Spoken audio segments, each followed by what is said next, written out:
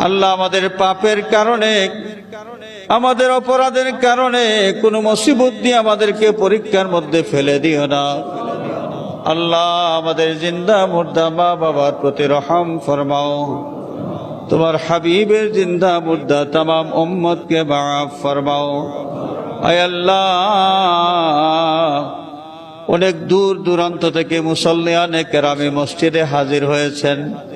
কার মনে কোন ফরিয়াদ সব তোমার জানা আছে। আল্লাহ, তোমার হাবিবের ওসিলায় প্রত্যেকের ফরিয়াদগুলো কবুল ফরমাও। আল্লাহ, দিলে জায়েজ মাকাসিদ পুরা করে দাও, তামাম পরেশানি দূর করে দাও। আয় আল্লাহ, অসুস্থ মানুষ যারা শিফায়ে কামিলা আজিলা ইনায়াত ফরমাও। আয় আল্লাহ, বিদেশের জমিনে আমাদের ভাই বিরাদর আওলাদ আত্মীয় স্বজন যারা সহি সালামতে রাখো।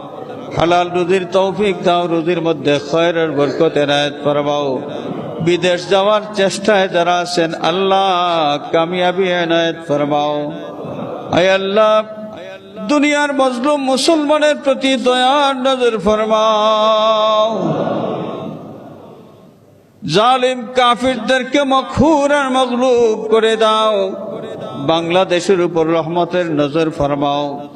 আল্লাহ, তামাম অশান্তি আর ফিতনার থেকে আমাদের দেশটাকে তুমি হেফাজত ফরমাও। আয় আল্লাহ, আমাদের পাপের কারণে আমাদের দেশটা কোনো জালিমের হাতে তুলে দিও না।